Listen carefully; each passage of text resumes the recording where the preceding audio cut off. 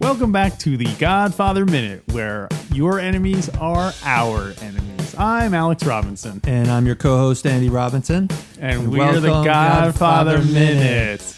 We're working on it. Yeah, we're getting there. Yeah, it's only we'll get there, Pop. It's minute 7, right? Et minuto sete. Et minuto sete. That's right. As promised in the previous minute, I am learning how to say all the minute numbers in Italian. Et minuto sete. E minuto sete. Say it with me, Alex. Sete. Sete. Sete. Sete. Good. All right. All right, so next time we'll be talking about, we'll teach you how to say 8 in Italian. Maybe a podcast would be more valuable, like learn an Italian word every day. Why I'm sure not? there is such a thing. Yeah, there's probably an app for that. Yeah, it's probably, I could use an app myself. Anyway, we are discussing minute 7 of The Godfather. It starts off, we're in the Don's office, still talking with our old friend, the corpse valet, Bonasera. Mm-hmm. And in fact, he starts off saying, Bonasera. Bonasera. Uh-huh. What have I ever done to make you treat me so disrespectfully? Which is a classic Godfather line. And I do have to point out, it's very cool how an undertaker, a corpse valet, is asking someone else to kill someone. It's so cool. Sort of the corpse valet on the other end of death. Yeah, like I said, like we said, he's trying to generate business. For Yeah. his, That's right. Yeah.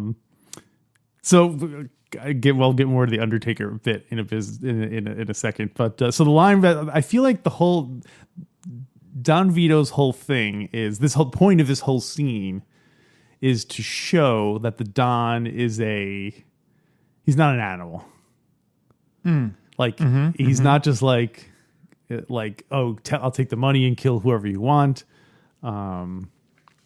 And this thing, what have I ever done to make you treat me so disrespectfully? Mm-hmm. There's a lot of other gangsters in movies where if you treated them disrespectfully, you get sent a message. That's right. And as of now, he's been treated, Bonasera has treated the Godfather disrespectfully, but yet he still had his career and there have been no ramifications of that. So are you suggesting that in another movie Bonasera would have been dealt with? Well, you have like in the Goodfellas, Joe Pesci in the Goodfellas. Anyone who disrespects him he was like a wild dog. Mm-hmm. You would get, you mess with the bull, you get the horns, to take a line from another movie. But the Godfather here seems very patient with Bonasera, despite never inviting him over for coffee and then coming over on his daughter's wedding day and being like, "Hey, I want to kill you to do murder." Yeah. The Don's still just like, come on, man. Why are you doing this to me? So it makes the audience like him, respect the Don, more so than if he was just like a thug, you know? Yeah. Yeah, that's a good point. Yeah. Now, is Don Corleone doing that to convince himself that he's not an animal? That could be true, too. That he's, because in the end, why is he trying to get... Why does he want Bonasera's respect? Is it so at some point he may be able to use him? Or is they can live with himself? Be like, I'm not a monster. Look, all these people, I'm a respected member of the community. Yeah. They had me over for coffee just the other night. Yeah. He's the most caffeinated crime boss in New York. Goes from house to house just having coffee. He never asked me over for espresso, cappuccino, coffee. I'll take anything, even Nescafe. Bonasera. Sanka. They still make Sanka? Sanka still a thing? I think so. That's that instant coffee, right? It's powder and you just mix it. But it's decaf too. Oh, it is? I think it was the first decaffeinated coffee. Really? I think. Wow. When did that come out? I think that might have been early 70s. Maybe around the time of the making of the movie. Because when I was a busboy at the Colonial Terrace, we'd go around with coffee and you'd be like, do you want coffee? Do you want Sanka? Oh, you wouldn't even say decaf. There was no, I don't think there was a separate decaf category. Wow. I have to. We'll research that during the. Well, this would have been a great opportunity for Sanka to provide that historical information. So you never asked Bonasera, you never asked me over for coffee or Sanka. And just so you know, I prefer Sanka. Sanka, because everyone else is offering me coffee. I can't have more caffeine. My doctor says it's bad for my heart. So so for all the Dons, like for all Francis Ford Coppola's thing about power, this is all about power. And the Don, this scene, ever since Marlon Brando started talking in this movie, which was about 3 minutes ago, the sub friend and friendship has come out like 5 times. Wow. In the space of like a 3-minute thing. Friends and friend, you never offered me a friendship. Now you come to me as a friend. So clearly the Don is a very lonely man, and he's just like, well, can't we come over and play some Stratego or something? Stratego. That's how he learned all his great movies, by the way. You gotta protect that flag, but don't put the bombs around. It's too obvious. You send your scouts out ahead of time. Just let them go. They never showed me respect. They could let them die. What's the matter with you? Send your minesweepers in. Get rid of them. Stratego jokes. By the way, even the sitcom, the situation comedy Friends didn't have that high a rate of saying the word friends as this movie did. Yeah, that's true. But that is interesting, the correlation between friends and the correlation. Correlation. We never found out what Corleone means. You're the one who knows Italian. I'll note to self. I'm going to look it up. Okay, so we got to And look I up don't know Italian. When Sanka came up and what Corleone means in Sicilian. Yeah, and for the I bet record, it I means don't. friends. I don't know Italian. I know how to say 2 numbers in Italian so far, 6 and 7, in that order. Oh, you know what? I was like, isn't there a movie where someone says, "Oh, and this word means friendship"? And I remembered it was Jaws, where he says Amity means, because the Jaws takes place in Amityville, and they say Amity means friendship. Oh, does it? Oh, that makes sense. Yeah. Or no, it's just Amityville. Amity, not Amityville. That'd be horrible. So it is interesting. The friendship comes up, and like I never really thought so much about this scene. I was just assumed it was the Don setting up the viewer to see how powerful the Don is, but maybe his real power is knowing when to use it. He clearly could have said, Yeah, you're right. Justice would be having these boys killing them. Get it done for you now that you show me respect. Yeah. but he doesn't do that. He actually shows that he's his response is tempered. Yeah. So that's real power. Yeah, that's true. Right? When It even shows more power. when you're so powerful that you know you don't have to like immediately do anything because there's no rush because you're a powerful person. Yeah. So, I think he's also thinking it through. He's showing his power, but also how smart he is. Yeah. As we're going to see later, he asked for reliable men. Yeah, and who aren't going to go crazy. Yeah. Yeah, he's a smart fellow. Yes, after all these pledges of begging Bonasera to be friends with him, Bonasera goes, "Be my friend, Godfather." And I love the look. I don't know if you noticed it when you watched the look Marlon Brando gives when he's like, "Be my friend, Godfather," and suddenly Don Corleone is like a shy, coquettish girl. He's like, "Oh, me, hilarious. really? Oh, Oh, I'm touched. He asked me to be my friend. this is so came out of nowhere." It only took you 45 minutes and a lot of cues. No, it totally. He's truly convinced himself that this man has come on his own volition to ask his friendship and call him Godfather. It really is a great moment. Oh, and it isn't really? until Bonasera says the word Godfather, Yeah. lowers his head and kisses his hand, Right. that the Godfather, I think he says, "Good." Yeah, That's right. like, boom, Yeah. done. I'm still just thinking of his face when he. It's such a funny choice to play him that way. He's not like, yeah, I'm not like yeah. See, Yeah. I'm the dominant one. He's very like I guess it makes Bonasera feel good that. Although I'm sure Bonasera's not even looking at him when he does it because he's looking down as he should. Yeah. But the fact that the Don's like, Oh, come on. You embarrassing me in front of my sons. My son and my adopted concierge. Yeah, my bartender. He's the one that gets drinks. Santino won't do it. Yeah, that's really interesting. How I wonder if that was Brando's choice or if it was Coppola's choice. Probably Brando. I feel like it He had probably to be just went Brando's with it, choice. Yeah. That's great. Brando's choice. Well, and I just thought of this, that Bonasera finally succumbing to what he probably knew what he had to do all along to make inevitable. this happen. He's looking down Yeah. at hell. That's Because he what it really is? just made a deal with the devil in a sense. He's in debt to this man who could make him do terrible things. So, do you think he would Terrible rather? things. Do you think he would rather just have given him the money? Oh, absolutely. Because then he would have just been paying his debt. But do you think that's They'd be fair and square. But do you think that's how it works? Do you think if I go to the Don and I say, "Hey, I'm going to give you $50,000," or well, let's see, this is 1945, so I'm going to give you 15 cents to avenge my daughter's getting beaten up, and even if the Don was like, "Sure, that sounds like a good deal, I'll do it," and do you think Which we know is not how it works. no, he wants friendship. But do you think then that he would like? And then if the Godfather came to Bonasera and said, "Hey, remember that time I took the 15 cents to avenge your daughter? Now I want you to do me a favor. I'll give you 15 cents. You like it." So it seems like once you make the deal with the devil, you're kind of already, in bed with the devil, regardless of whether it was. I mean, he might even for his own conscience, he might have said, "Oh no, I'm not." That was just a one-time thing. I think you couldn't. I think you'd have to abide. I think you would have to, like you said, you're in bed. And at that point, it's not, hey, we're even Steven. Bonasera really couldn't. But I do think Vito Corleone would recognize that he had already done something. So Vito might make an additional gesture.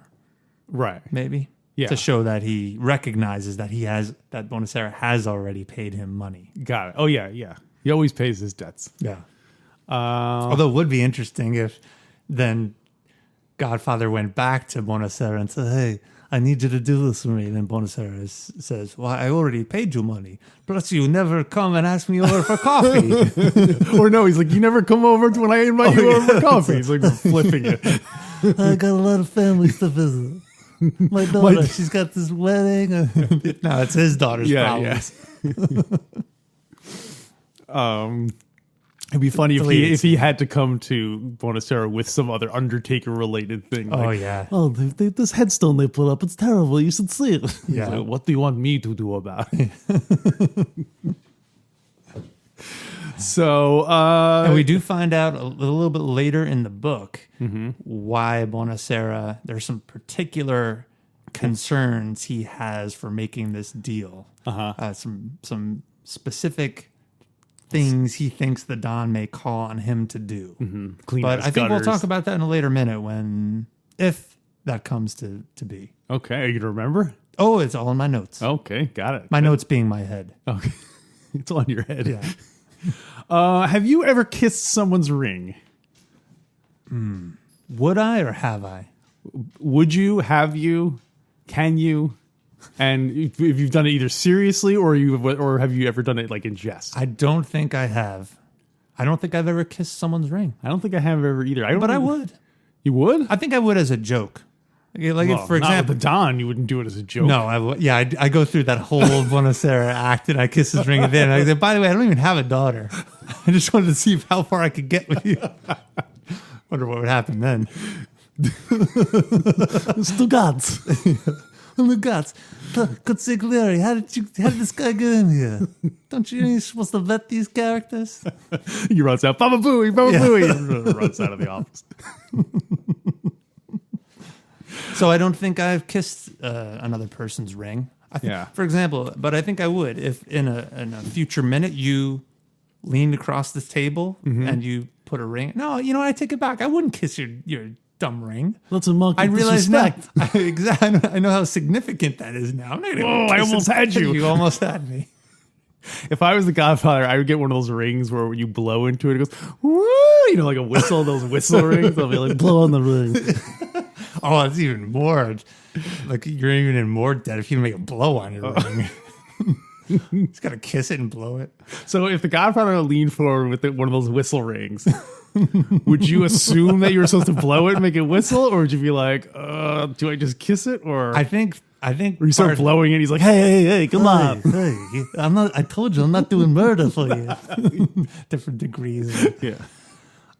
I have a feeling that before these people get in to speak with the Don, the consigliere Tom Hagen preps them a little bit. Oh, you think so? You think he does a little bit like, There like must you're be going to walk in, some. sit down, I'm going to offer you a drink. There's some protocol. Don't offer him money no matter what he does. You're going to be so tempted.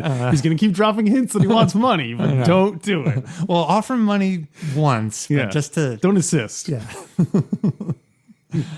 So I don't know. I don't know what Bonasera, how much preparation he had going there. Have you ever kissed someone else's ring? I don't think I have. I don't know too many people who have rings. Yeah, it's. I think it's of an older generation. Yeah. So, what would be a circumstance in which you would kiss someone's ring? Well, like if my daughter got roughed up by some thugs, or if I was if I was asking someone for their friendship, that's what I'd be like. Would you be my friend? And I would kiss their ring. And be like, dude, what's up? And then you have to say, "Oh, go back and listen to minute 7. You'll understand. Yeah. Trust me." Do you ever? And I think I know the answer to this, but do you ever, in your regular day-to-day conversation, do you work in Godfather quotes? Like, All the time. if some situation comes up, do you tell the person, or do you hint that it's a Godfather quote, or you just say it, and if they get it, they get it, and if they don't, they don't? It's a great question. Yes, I do speak in Godfather dialogue throughout my days. I don't think I ever reference it because I don't think the people I'm around using it, they either know it or they don't. Yeah. And most people don't know it. Right. But if it's you, clearly you'll know Oh it. yeah. So Well, plus the Brando voice usually tips it up. exactly. Well, I won't do it in a random voice. Well, I do Although any should. line. I do any line. Oh, you do? Yeah. Like Michael, I got stepped over. It's not what I wanted. that's from Fredo. If you're new to this. Boy, I'm gonna have to start working on my Fredo impression. Oh yeah. And Sonny and Connie, Carlo. Carlo. Like 3 lines in the whole movie. Clean it up. That's the big one. Yeah. Going out. Clean it up. I think that's it. Clean it up. I think we should just do everyone as Marlon Brando. Oh, let's do it. I think that's the best way to do Yeah, it. it's the easiest, no doubt. Well, that's an interesting game, is to do every line like Marlon Brando and see if you could figure out who, like if I said a line, like, There's your husband. There's your husband. like, did you know who's saying that based on it? Yeah, that was Marlon Brando. It was Don Exactly. Corleone. My impression is so good. The Godfather on stage this week with Marlon Brando playing all the parts. One-man show. Wigs. And so also another bit of a nice... I'm always, when you watch it minute by minute, you kind of want to look for like... You might be able to pay more attention to little subtle things like... So in the scene where the corpse valet is kissing his ring, we see Sonny. Sonny is looking on in the background, and and then Marlon Brando starts doing the speech about someday I'm going to come to you for a service, and this is like right after we saw Sonny. So like he's kind of saying like, hey, at some point someone close to me is going to die, and that's what I'm going to do. Do you think? Interesting. Although maybe if you're in the mob business. Like, you're going to be there must be a cost of business of paying for other people's, paying for your capo's funerals and those kind of gestures and stuff. So I'm sure he wasn't thinking like, oh yeah, this will be for Sonny because he's probably going to get killed soon. Oh, you mean Don Corleone? Yeah, when Don Corleone was doing this, was he thinking, oh, someday I'll use it to pay for a funeral, or was he like, oh, like my son is so inattentive that it. I'm sure he wasn't thinking of Sonny. No, I don't think so. But it's a funny. it can't hurt in that business to have a corpse valet in your pocket. Oh yeah, And definitely. a service let me just say it now. There's one of the concerns that the Undertaker has. The corpse valet. The corpse valet is that Don Corleone in the future will actually make a body disappear. So like a magic trick. They will kill someone kind of. They will. So the Corleone family will have someone killed, and then to hide the body, they will process it through his business. They'll actually dress up the corpse and put it in a coffin, right? Which is illegal. Wait, now you're saying this because you looked into it? Well, according to Bonasera, in 1945 law, it's illegal to kind of take a random body and hide it and process it through your Undertaker's business. Yeah. So he's getting sucked into crimes. Right. That's one of his concerns. Well, plus you got to figure if you're an Undertaker, also once that gate is open, like the Corleone family must have dozens of corpses they got to deal with every week. Yeah. And if you're a 1 or 2 man operation, you're going to have to start hiring more valets. Oh, Just the process will move to keep those bodies moving. yeah. And presumably this is all for free. Yeah. Oh, yeah. Because I mean, he's in Don debt. Corleone's doing his part. Yeah. So the minute does end with him saying, "Someday, and that day will never come, I'm gonna call on you for a service." Mm-hmm. Now, what we haven't talked about, and I'm glad we're saving it for last, is I think one of the most memorable. What do you call it? Dialogues, lines. I think in the entire movie. Really? Yeah, and it's all in minute 7. So before Bonasera pleads his allegiance and bows down and looks toward hell and blows and kisses on his ring, the Godfather's talking to him about friendship. Mm-hmm. And this whole opening has been about friendship. Yeah. And Don Corleone says to him, and if by chance an honest man like yourself should make enemies, then they would become my enemies. And then they would fear you. That's your favorite line? That is a fantastic line. It is a fantastic line. Yeah. Great. It'd be nice. Enough said. Isn't that such bad? That's just so great. Yeah. Now, is that in the book? Do you remember? So I do have a note in the books because, I'm making my way through the book. And the book is a little bit different than the movie. Yeah, it usually is. The book is different than the movie. The book is different than the movie. The book is different. The book is different. The book is different than the movie. Yeah. So in the book, it's the same. He says, it's same, but and then believe me, they would fear you. It's slightly different. Slightly different, but I wanted to point that out because in the book, Corleone says, believe me, they would fear you. The movie, he just says, and then they would fear you, which I think is more powerful. Like, you shouldn't have to say, believe me. Believe me, yeah, that seems to be implied. Yeah. You shouldn't have to be convincing them. Yeah, at this point. I'm serious. They're totally going to feel you. Yeah. You can ask other people. They'll tell you what I'm telling you is real. And some people are going to say they won't feel you, but that they're lying. Yeah, and they're not, Believe me. and they're not my friends. I swear, I promise. What can I do? What can I do for you to help you? So great. I just love that line. It is a good line. Great. And then again, another demonstration of his power. Mm-hmm. If it's true. You don't think it's true? I think you don't believe him? I think it's true. Even if it's not, it's worth believing at this point. It would be nice to have someone who would make enemies fear you. Can you give me an example? Well, like just to have a friend who is so powerful that you're like, well, I can't mess with that guy. Oh yeah, you know, or even little things. Because that's the problem is if I was friends with Vito Corleone, if I had him over for coffee and we were friends, I offered him his friendship. I came to him in friendship.